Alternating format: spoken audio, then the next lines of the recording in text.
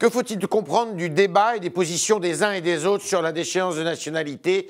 Eh bien, c'est de plus en plus compliqué, c'est le moins qu'on puisse dire, alors que le texte va être examiné à partir du mois de février par les assemblées. Eh bien, c'est avec Luc Carvounas, qui est un proche de Manuel Valls et député socialiste, qu'on va en parler ce matin.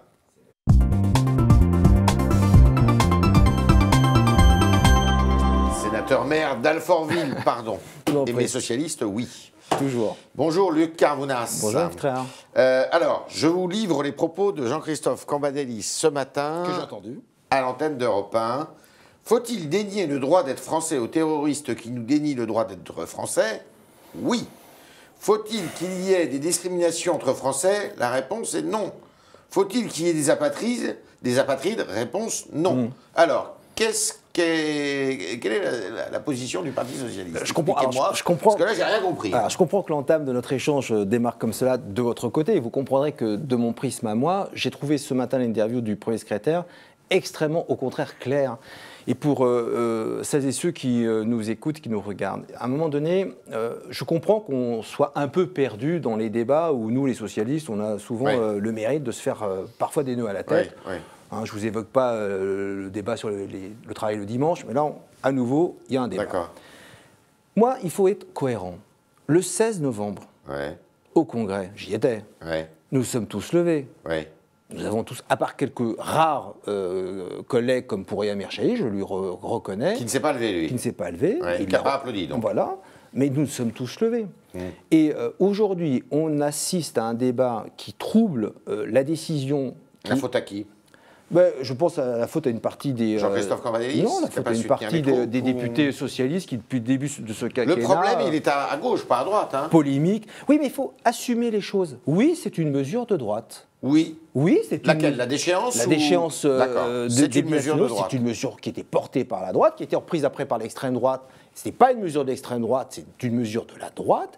Et nous étions le 16 novembre, à quel moment? C'est important. Au moment de l'Union nationale. On a un président de la République. Non, c'est important. On a un président de la République qui souhaite faire l'Union nationale, pas de manière incantatoire. Et là, on est 2 mois après, là, maintenant. Oui, et 2 mois après. Vous êtes pour ou contre? Moi, je suis pour. Je me suis levé, j'ai applaudi. Dans quel terme? Parce qu'on ne comprend plus rien. Déchéance de nationalité pour les terroristes condamnés, apatrides, apatrides binationaux nés en France. Moi, je ne vais pas sur le débat porté au Bureau national et qui pourra avoir lieu au Parlement dès le 3 février prochain. Je vais sur la proposition que j'ai applaudie le 16 novembre du président de la République de déchoir de la nationalité binationaux. Et on parle de qui?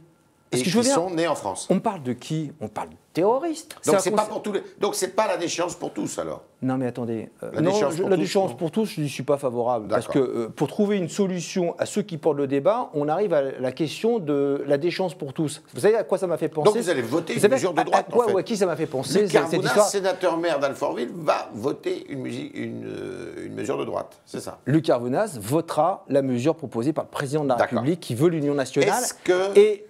Vous savez, tout le monde dit qu'il faut changer le logiciel, qu'il faut se moderniser. Voilà, on va en parler. Il faut aller jusqu'au bout du processus. Soyons concrets.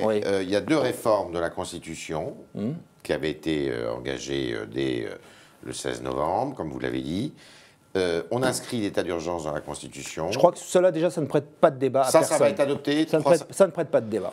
Et la déchéance de nationalité. Est-ce qu'il y aura une majorité des 3/5 au Congrès, députés et sénateurs réunis, pour ces 2 dispositions? Oui, parce que ceux que les 2 vont ensemble. D'ailleurs, comment ça se passe on votera le texte qui est composé, je crois, de 2 articles. On peut voter l'un et pas l'autre On peut voter l'un et pas l'autre, je crois que vous avez raison. Mais ce qui est important, c'est que l'un et l'autre seront votés. Ils seront votés. Grâce à la droite, alors? Ils seront votés par le Congrès. Mais grâce à la droite. Par la représentation nationale. Oui, mais, alors c'est marrant parce que parfois vous prenez quelques précautions, c'est une mesure de droite.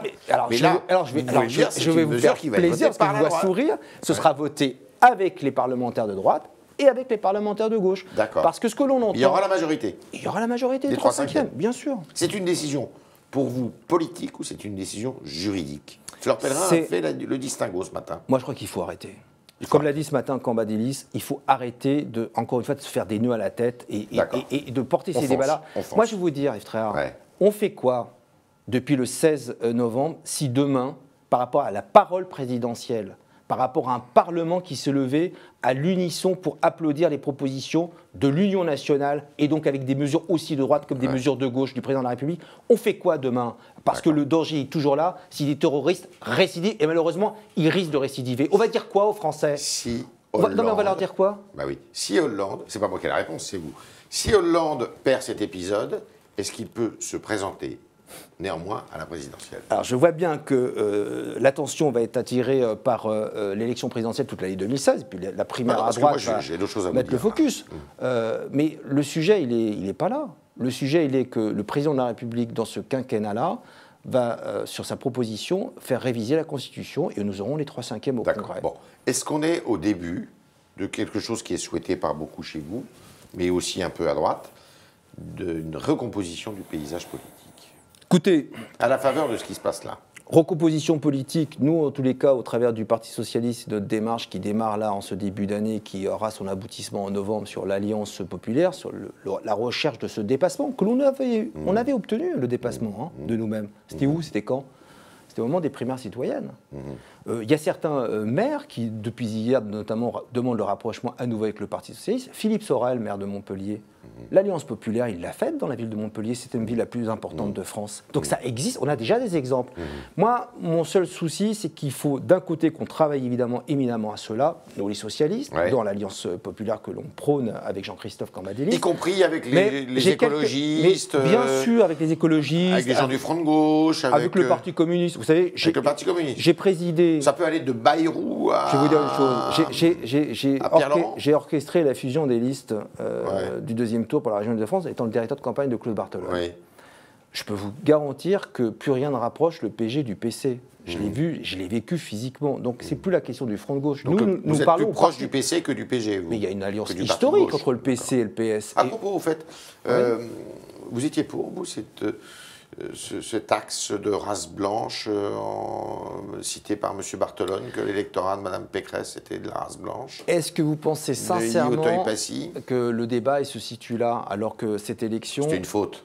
Ce débat-là, écoutez, il l'a dit lui-même en réunion du groupe, il a reconnu que peut-être ce n'était pas la meilleure expression, mais... Quand on regarde le résultat, ce qui s'est passé au soir du deuxième tour, c'est que l'électorat de droite conservatrice qui avait pu participer à la manif pour tous, comme dans les Yvelines, s'est défoulé au premier tour en Île-de-France et a voté Front National et est rentré à la maison au deuxième tour. Voilà ce qui s'est passé comme en Auvergne.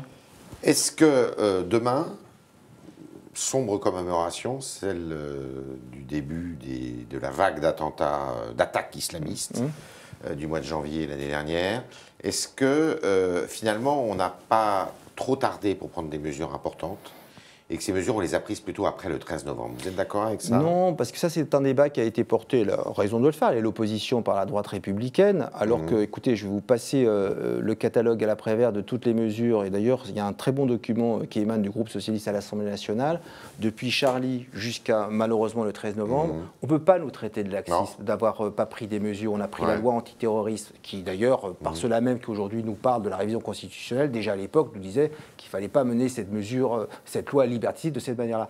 Beaucoup de choses ont été faites. Recrutement dans la police, recrutement dans la justice. Certes, sur le plan judiciaire notamment. Il y a eu la loi renseignement. Il y a eu la loi renseignement. Au mois de juillet, on a fait des choses. Vous avez fait des choses. Il faut le dire et le répéter. Que la droite dise le contraire, elle est dans son rôle, dans une posture politicienne.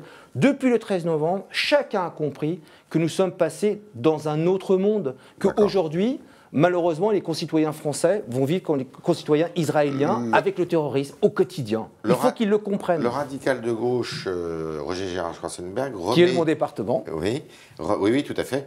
Remet dans le débat aujourd'hui quelque chose qu'on a déjà entendu. Il dit qu'il faut ajouter à la devise de la République, liberté, égalité, fraternité, le mot laïcité. Vous êtes d'accord avec ça? Nous sommes beaucoup dans nos discours, moi le premier, quand je parle du triptyque de la République, je rajoute aussi laïcité.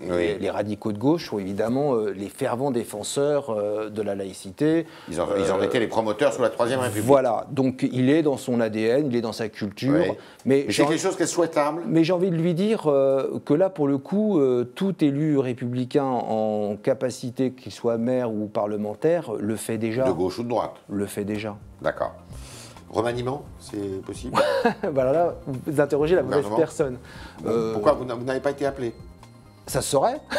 Vous êtes toujours bien renseigné, généralement. Non, écoutez, moi, je sais bien qu'on est encore dans ce débat. Il y en aura un? Peut-être, j'en sais strictement rien. Et je vais vous dire, moi, ce qui m'intéresse le plus, étant parlementaire, soutien de François Hollande et de Manuel Valls du gouvernement, c'est que 2016 soit une année qui profite aux Français pour l'emploi, pour la croissance, pour qu'on construise des logements. Moi, je suis très inquiet en Ile-de-France de ce qui va se passer, vu la campagne qu'a menée Valérie Pécresse. Dans une ville dont je suis le maire, à Alfortville, aujourd'hui, Valérie Pécresse, présidente de la région Île-de-France, a décrété que les villes comme les miennes, qui ont plus de 30% de logements sociaux, ne recevront plus d'aide à la pierre de la part de la région Île-de-France. Donc, on C'est peut-être pour en créer d'autres ailleurs, pour atteindre le chiffre ailleurs. C'est pour casser la dynamique de mixité sociale. D'ailleurs, tous ses collègues maires élus il y a un an ont cessé toute construction de logement social. Donc moi, je suis inquiet sur ces sujets-là. Et ça doit être ça qui doit nous animer, parce qu'il y aura le moment du débat présidentiel. Il y aura le moment de la campagne présidentielle, avec plein de sujets qui sont éminemment importants. Et moi, je me bats pour que François Hollande soit réélu président de la République, parce qu'il est le porteur avec Manuel Valls. Et ce ticket-là est un ticket qui est un ticket gagnant pour la France. Ce ticket est un ticket gagnant pour la France. Il est en capacité de démontrer que la gauche peut rester en responsabilité plus longtemps que 5 ans. Populaire, Hollande dans les sondages encore. Souvenez-vous de François Mitterrand en son temps. Vous parlez de 1988. Souvenez-vous de François Mitterrand en son temps. D'accord, on a compris. François Mitterrand, dont on va d'ailleurs aussi commémorer le 20e anniversaire de la mort dès vendredi. C'était Luc Carvounas, le sénateur-maire d'Alfortville, qui était avec nous ce matin et qui nous a dit « Arrêtons tous les débats de chercher la petite bête partout. Il faut voter et il y aura une majorité de 3/5 pour voter et l'état d'urgence dans la Constitution et la déchéance de nationalité pour les binationaux nés en France et qui seraient condamnés à des crimes terroristes. Il faut revenir à la lettre du 16 novembre, nous dit Luc Carvounas, qui pense que le ticket gagnant, eh bien, c'est François Hollande, Manuel Valls. Merci. Merci, Yves Tréhard.